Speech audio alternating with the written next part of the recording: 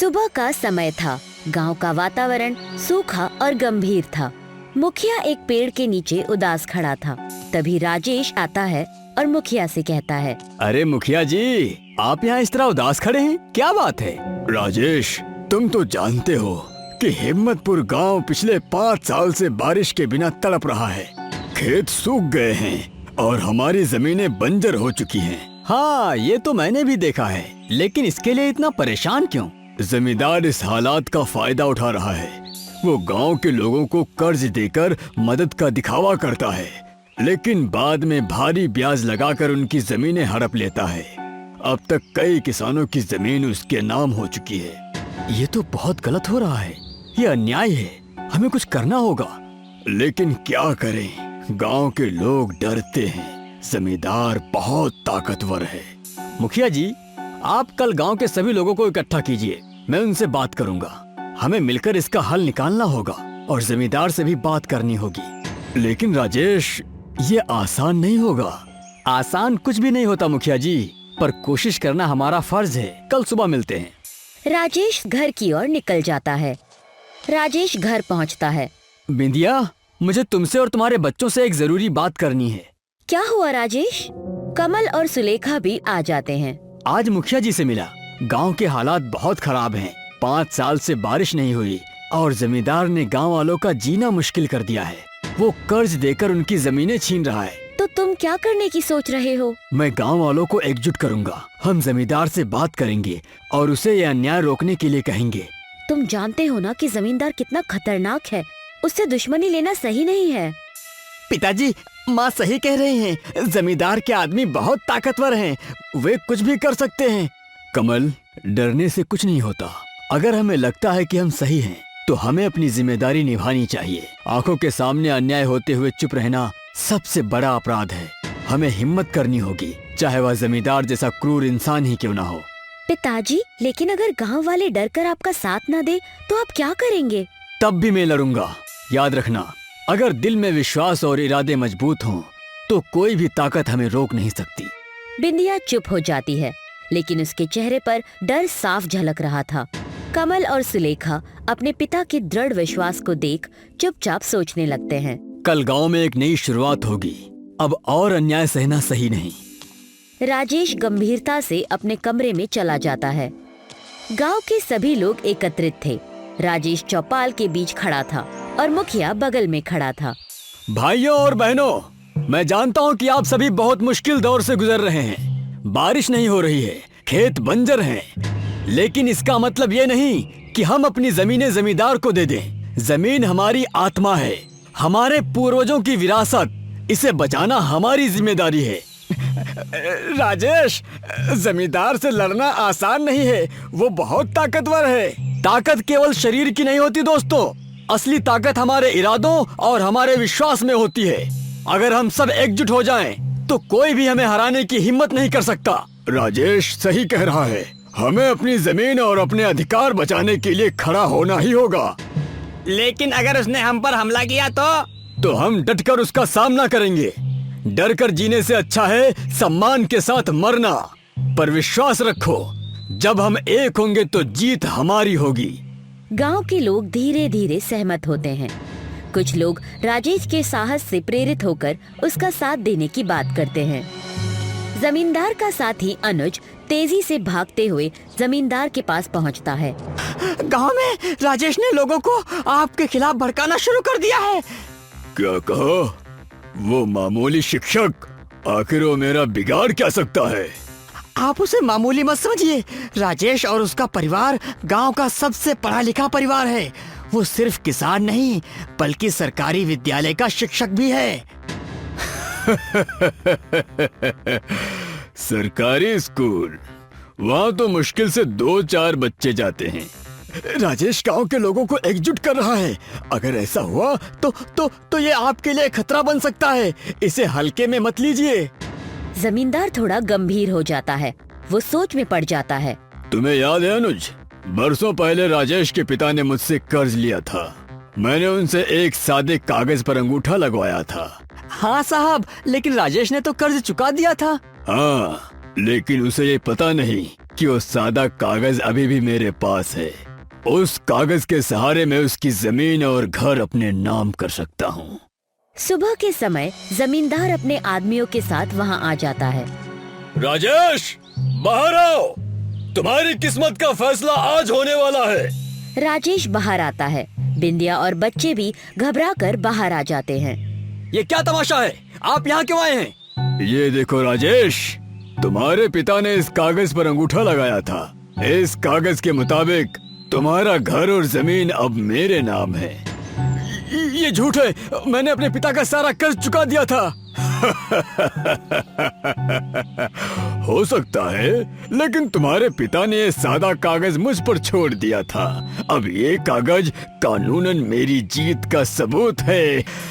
ये तो सरासर अन्याय है, आप ऐसा नहीं कर सकते। अन्याय? कानून मेरे हाथ में है। तुम सब इस गांव से बाहर चले जाओ, वरना इसका अंजाम बुरा होगा। जमींदार और उसके आदमी राजेश और बिंदिया को घर से बाहर निकाल देते हैं। सुलेखा और कमल ये सब देखकर रोने लगते हैं। आज हमारा घर छिन गया, लेकिन हिम्मत और सच का साथ कभी नहीं छिन सकता। मैं इस अन्याय का बदला जरूर लूंगा, जरूर। राजेश, बिंदिया, कमल और सुलेखा जंगल से होते हुए शहर जाने वाले रास्ते चल रहे थे। बिंदिया अचानक चक्कर खाकर गिर जाती है। माँ, क्या हुआ आपको? बिंदिया, आंखें खोलो बिंदिया, बिंदिया। लेकिन बिंदिया कोई प्रक्रिया नहीं देती। राजेश समझ जाता है कि बिंदिया अब इस दुनिया में नहीं रही। वो जोर से रोने लगता है। हे भगवान, मेरी सच्चाई की कीमत मेरी पत्नी ने चुकाई। मैं इसे कैसे सहन करूं? राजेश की भी मृत्यु हो जाती है। भैया, माँ पिता हमें छोड़कर चले गए, अब हम क्या करेंगे? हमारे पास अब और कुछ खोने के लिए बचा ही नहीं। कमल अपने माता पिता का अंतिम संस्कार जंगल में ही कर देता है। दोनों भूखे प्यासे जंगल में भटकने लगते हैं। चारों ओर बंजर जंगल था। सुलेखा, अब हमारे पास बचा ही क्या है? हमारा घर, हमारा खेत, और अब माँ पिता भी चले गए। इस दुनिया में हमारे लिए कुछ नहीं बचा। हम दोनों शहर चले जाएंगे और दोबारा गांव में कभी वापस नहीं आएंगे, कभी नहीं। सुलेखा उसे जवाब देने ही वाली होती है कि कमल अचानक कुछ देखता है। सुलेखा, वो देखो, वो पत्थर, ऐसा लग रहा है कि वो नाच रहा है। सुलेखा भी चौंक कर देखती है। अचानक एक पत्थर हवा में उठता है और नृत्य करने लगता है। चारों ओर सूखे पेड़ों और वीरान जंगल में ये दृश्य बहुत ही अजीब था। भैया, इस बंजर जंगल में जहाँ कोई उम्मीद नहीं, ये पत्थर कैसे नाच रहा है? ये बड़ा ही अजीब है। तभी वहाँ एक साधु प्रकट होता है। तुम्हें इस पत्थर से सीख लेनी चाहिए। देखो, इसने पिछले 5 वर्षों से सूखा देखा है। ये पत्थर गांव वालों का दुख भी देख रहा है, लेकिन इसकी आत्मा में एक आशा की किरण है। यही वजह है कि ये नृत्य कर रहा है। लेकिन हम क्या करें बाबा? हमारे पास तो सब कुछ छिन चुका है। तुम्हारे माता पिता के भाग्य में यही लिखा था, लेकिन तुम्हारे भाग्य में लड़ना लिखा है।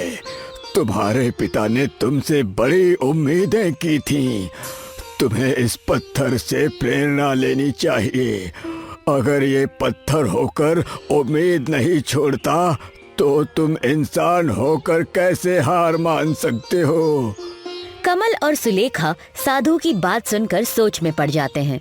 भैया, बाबा सही कह रहे हैं, हमें हार नहीं माननी चाहिए। हमें माँ पिता की मौत का बदला लेना ही होगा और गांव वालों का हक वापस दिलाना होगा। हाँ सुलेखा, मैं लड़ूंगा। मैं जमींदार से हमारा सब कुछ वापस लेकर रहूंगा, ये मेरा वादा है। साधु मुस्कुराता है और चला जाता है। कमल और सुलेखा वापस अपने गांव की ओर लौट आते हैं। कमल और सुलेखा गांव के चौपाल पर खड़े होते हैं। आसपास गांव वाले जमा होते हैं। कमल दृढ़ता से बोलना शुरू करता है। गांव के भाइयों और बहनों, ये वक्त डरने का नहीं है। ये जमींदार जिसने आपसे आपकी जमीन, आपकी मेहनत, आपका सम्मान छीन लिया, वो अब और हमें दबा नहीं सकता। ये लड़ाई सिर्फ मेरी नहीं है, ये लड़ाई हम सब की है। हमें एकजुट होना होगा। गांव के लोग धीरे धीरे सहमति में सिर हिलाने लगते हैं। हाँ, तुम दोनों सही कह रहे हो। अगर आज हमने खड़े होकर लड़ाई नहीं लड़ी तो हमारी अगली पीढ़ी भी यही गुलामी झेलेगी। मैं तुम्हारे साथ हूँ। कमल, सुलेखा जमींदार की हवेली की ओर बढ़ते हैं। हवेली के बाहर अनुज और जमींदार के गुंडे खड़े हैं। अनुज उन्हें रोकने की कोशिश करता है। रुको! अगर किसी ने हवेली में कदम रखा तो अंजाम बुरा होगा। अनुज, आज ये गांव जाग चुका है। अब तुम्हारी धमकियों से कोई नहीं डरेगा। गांव वाले अनुज को पीछे धकेल देते हैं और हवेली के अंदर घुसते हैं। जमींदार गांव वालों को देखकर चौंक जाता है। ये क्या गुस्ताखी है? तुम सब जानते नहीं कि मैं कौन हूँ? हाँ, हम जानते हैं। तुम वो हो जिसने हमारे माता पिता को मारा, हमारे खेत और घर छीन लिए। लेकिन अब तुम्हारा समय खत्म हो चुका है। गांव वाले जमींदार को घेर लेते हैं। कमल गांव वालों को जमींदार का दिया कागज दिखाता है और कहता है कि ये कागज कोर्ट में जमींदार के खिलाफ सबूत के तौर पर पेश किया जाएगा। जमींदार डर जाता है। मैंने जो किया वो लालच में किया। हम तुम्हें माफ नहीं करेंगे। तुम्हें तुम्हारे अपराधों की सजा कानून के जरिए मिलेगी। गांव वाले जमींदार को पकड़कर पुलिस के हवाले कर देते हैं। जमींदार की हवेली, जमीन गांव वालों को लौटा दिए जाते हैं। अगले दिन कमल अपने घर में अपनी बहन से बोला। हमने एक पत्थर से सीखा कि जब तक हम खुद को पूरी तरह से नहीं छोड़ते तब तक उम्मीद मर नहीं सकती। वो पत्थर 5 साल से नृत्य करता रहा, सूखे में भी, जबकि हमने कभी हार मान ली थी। आज हम अपने माता पिता का नाम वापस लाए हैं, उनकी जमीन और सम्मान भी। हमें ये याद रखना चाहिए कि हर संघर्ष में नृत्य करने वाले पत्थर की तरह हमें कभी नहीं रुकना चाहिए, कभी नहीं। अपने भाई की बात सुनकर सुलेखा की आंखें नम हो गई, क्योंकि कमल ने सही कहा था। वर्षानगर नाम का एक गांव था, जहां पर सब हंसी और खुशहाली से अपनी जिंदगी जी रहे थे। बारिश का महीना आने को था और जमींदार का बेटा सुमित गांव की एक लंबी चोटी पर चढ़ान कर रहा था। अचानक से उसे एक गुफा दिखाई देती है। ये गुफा इतनी ऊंचाई पर कैसे? अंदर जाकर देखता हूँ। उसे एक चमकीली वस्तु वहाँ पर गड़ी हुई दिखती है, जिसे देखकर सुमित मन ही मन कहता है, ये तो बड़ा ही कीमती पत्थर दिख रहा है। इसे ले जाकर मैं पिताजी को दूंगा, वो बहुत खुश हो जाएंगे। सुमित उस कीमती चमकते पत्थर को लेकर अपने घर ले जाता है और अपने पिता को दे देता है। उसी गांव में रमेश नाम का किसान अपनी पत्नी गीता के साथ रहा करता था। रमेश अपनी खेती में हल जोत रहा होता है। उतने में बारिश आ जाती है और रमेश अपने घर लौट जाता है। आज तो समय से पहले ही बारिश आ गई। क्या बात है? मुझे भी अंदाजा नहीं था कि आज बारिश होगी। मैं भी हैरान हूँ कि इस गांव में ऋतुएं अपने समय से ना पहले ना बाद में आती हैं। मगर छोड़ो, हम प्रकृति को तो नहीं समझ सकते ना। जी, आप सही कह रहे हैं। आप बैठ जाइए, मैं अभी आपके लिए गर्मा गर्म पकौड़े लेकर आती हूँ। बारिश को आए बहुत समय हो गया था और रुकने का नाम ही नहीं ले रही थी। ए जी, ये बारिश तो रुकने का नाम ही नहीं ले रही है। ये बारिश मेरी फसल खराब न कर दे। पता नहीं कब ये बारिश रुकेगी। देखते ही देखते एक दिन, फिर 2 दिन और फिर 3 दिन तक बिना रुके गांव में बारिश होती रही। इससे परेशान होकर गांव के प्रधान ने एक बैठक बुलाई। जैसा कि आप सब जानते हैं गांव वालों, कि ये बारिश रुकने का नाम नहीं ले रही है। पहले कभी ऐसा इस गांव में नहीं हुआ है। मुझे लगता है कि इस गांव में किसी ने पाप किया है, जिसकी सजा हम गांव वालों को मिल रही है। तो मैंने तय किया है कि हम सबको गांव के साधु के घर जाना चाहिए, नहीं तो हम सब इस बारिश में मर जाएंगे। जी, आप सही कह रहे हैं। हम सबको ये बारिश कैसे भी रोकनी होगी, नहीं तो हम सब खतरे में आ जाएंगे। सभी गांव वाले मिलकर साधु के घर पहुंचते हैं और उनसे पूछते हैं कि ये बारिश क्यों नहीं रुक रही है। ये वर्षा ऋतु तो हमेशा ही संतुलन में रहता है, क्योंकि एक कीमती चमत्कारी पत्थर हमेशा से पहाड़ों की चोटी पर लगा रहता था, जो गांव के ऋतुओं को संतुलित करके रखता था। लेकिन अब ये बारिश रुकने का नाम नहीं ले रही साधु जी। अब आप ही बताइए कि हम क्या करें जिससे यह बारिश रुक सके। मामला सीधा है प्रधान, जिसने भी ये कीमती पत्थर चुराया है उसे ढूंढो और अपनी जगह पर फिर से रख दो, तो ये बारिश रुक जाएगी। मगर हमें पता कैसे चलेगा कि ये पत्थर चुराया किसने है? बेटा, वो तो तुम गांव वालों को ही ढूंढना होगा, इसमें मैं तुम्हारी कोई मदद नहीं कर सकता। ये सब जानकर गांव वाले और प्रधान साधु के घर से निकल जाते हैं और प्रधान एक बार फिर बैठक बुलाते हैं। जिसने भी ये कीमती पत्थर लिया है उसे वापस कर दो, नहीं तो ये बारिश कभी नहीं रुकेगी और इसी तरह चलती रहेगी। जाओ, सब गांव के घर में जाकर उनसे पूछो कि उन्होंने ये कीमती पत्थर तो नहीं चुरा लिया। गांव के लोग हर घर में जाकर पूछने लगते हैं कि किसी ने ये पत्थर चुराया तो नहीं। रमेश जमींदार के घर पहुंचता है। जमींदार साहब नमस्कार। हाँ नमस्कार, आओ आओ बेटा, बताओ कैसे आना हुआ। मैंने सुना है कि सारे गांव वाले घर घर घूमकर कुछ ढूंढ रहे हैं। हाँ जमींदार साहब, आप प्रधान जी की बैठक में आए नहीं थे तो मैंने सोचा कि आपको बता देता हूँ। किसी ने पहाड़ की चोटी पर से कीमती पत्थर चुरा लिया है, जिस वजह से गांव में बारिश नहीं रुक रही है। वो पत्थर ऋतुओं के संतुलन को संभाल कर रखता था और वो बड़ा ही कीमती पत्थर था। तुम कहना क्या चाहते हो कि वो पत्थर मेरे पिताजी ने चुराया है? नहीं नहीं सुमित, मैं तो बस बता रहा था। हम सभी के घर जाकर पूछताछ कर रहे हैं कि कहीं गलती से ही आप अपने घर पर लेकर तो नहीं आ गए। नहीं नहीं, हमारे पास ऐसा कोई पत्थर नहीं है, तुम जा सकते हो। ये सुनकर रमेश वहाँ से घर लौट जाता है, जहाँ उसकी पत्नी गीता उससे कहती है, क्या हुआ जी, कुछ पता चला कि किसने वो पत्थर चुराया है? पता नहीं चला, मगर मुझे लगता है कि वो पत्थर शायद जमींदार के पास है, क्योंकि जब मैंने उससे पूछा तब उसके बेटे सुमित ने बड़े गुस्से में जवाब दिया। मगर मेरे पास कोई सबूत नहीं है, इसलिए मैं कुछ कह नहीं सकता। अगले दिन प्रधान एक बार फिर बैठक बुलाते हैं और उनसे कहने लगते हैं, जैसा कि आप जानते हैं कि हम लोगों को अभी भी वो पत्थर नहीं मिला है, इसलिए हम खुद पहाड़ पर जाकर उस पत्थर को ढूंढेंगे कि कहीं गलती से वो अपनी जगह से हिल न गया हो। तो बताओ, कौन जाना चाहेगा पहाड़ की चोटी पर? मैं जाऊंगा। मगर इतनी बारिश में वहाँ पर बहुत खतरा हो सकता है ना?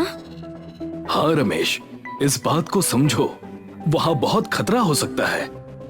मैं जाऊंगा। इस बारिश की वजह से हमारे खेत और खलिहान खराब हो चुके हैं। इस बारिश को मुझे कुछ भी करके रोकना होगा, नहीं तो अपनी जिंदगी अच्छे से जी नहीं पाएंगे। रमेश पहाड़ की चोटी पर चढ़ना शुरू करता है। जैसे ही वो चोटी पर पहुंचता है, उसे एक गुफा दिखाई देती है और वो उसके अंदर जाकर देखता है तो उसे वहाँ पर एक अनोखी किताब दिखाई देती है। ये तो बड़ी ही अनोखी किताब है जो बहुत ही चमक रही है, पढ़कर देखता हूँ। उस किताब में ये लिखा होता है कि कभी भी अगर वो चमत्कारी पत्थर खो जाए तो इसी तरह का एक और पत्थर तुम्हें दूसरे गांव शिमपुरा में मिलेगा। उसे वहां से लाकर अपने स्थान पर रख देना। ऐसा करने से बारिश अपने आप थम जाएगी। रमेश उस किताब को अपने साथ लेकर अपने गांव लौट आता है और प्रधान और गांव वालों से मिलता है, जहां पर जमींदार और उसका बेटा सुमित भी मौजूद होते हैं। इस किताब के हिसाब से मुझे शिमपुरा गांव की चोटी पर जाना है और वहां रखे पत्थर को अपने साथ लाना है और अपने गांव के पहाड़ पर रखना है। अगर ऐसा है तो तुम जाओ और उस पत्थर को ले आओ। जी प्रधान जी। रमेश शिमपुरा गांव निकल जाता है। जमींदार और सुमित अपने घर में जाकर इस बारे में बात करते हैं।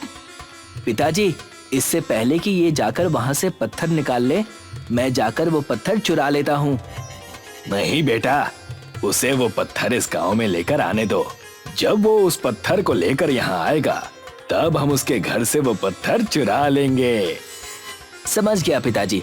अगर एक हिसाब से देखा जाए तो मेहनत उसकी और फायदा हमारा। ये रमेश और प्रधान बहुत उछल रहे हैं। इनकी पूरी नीति चौपट हो जाएगी। अगर कुछ दिन बारिश इसी प्रकार होती रही तो गांव वालों को खाने के लिए कुछ भी नहीं मिलेगा और तब उन्हें हम अपने गेहूं चावल बेचेंगे और जब उनके पास काम नहीं होगा तो उनसे हम कम पैसों में काम भी करवाएंगे। बस ये रमेश हमारे रास्ते का रोड़ा बन रहा है। चिंता मत कीजिए पिताजी, जिस तरीके से मैंने वो पत्थर चुराया है ना, उसी तरीके से हम वो पत्थर भी चुरा लेंगे। रमेश शिमपुरा के पहाड़ से वो पत्थर ले लेता है और वापस अपने गांव लौट आता है और प्रधान और गांव वालों से मिलता है। जी मैं ये ऋतुओं का पत्थर ले आया हूँ। अब जल्द ही हमारे गांव में हो रही ये बारिश रुक जाएगी। तुमने तो कमाल कर दिया रमेश। अगर तुम ना होते तो ना जाने क्या होता हमारा तो खाना पीना मुश्किल हो जाता। आप तो वाकई में इस गांव के नायक हैं। बहुत बढ़िया रमेश। शुक्रिया प्रधान जी। मैं कल ही जाकर इस पत्थर को पहाड़ पर रख दूंगा। आज बहुत थक गया हूँ। ठीक है रमेश, जैसा तुम्हें ठीक लगे। रमेश उस पत्थर को लेकर अपने घर जाता है। जमींदार और उसका बेटा सुमित उस पत्थर को चुराने के लिए रमेश के घर पहुंचते हैं। ये देखो गांव का नायक। कल देखते हैं कैसे ये गांव वालों को अपना मुंह दिखाएगा। चलिए पिताजी, जल्दी से उस पत्थर को चुरा लीजिए और फिर हम यहाँ से चलते हैं। जमींदार उस पत्थर को चुरा लेता है और घर से बाहर निकलने लगता है। जैसे ही जमींदार और सुमित घर से बाहर निकल रहे होते हैं, वहाँ पर गांव वाले और प्रधान बाहर खड़े उनका इंतजार कर रहे होते हैं। आओ आओ जमींदार, आज यहाँ कैसे चले आए? लगता है कुछ ढूंढ रहे थे आप। रमेश अंदर से ऋतुओं का पत्थर लेकर आता है। जमींदार जी, आप ये कीमती पत्थर लेना तो भूल ही गए। जो पत्थर आपके और आपके बेटे ने चुराया है वो नकली है और ये असली है।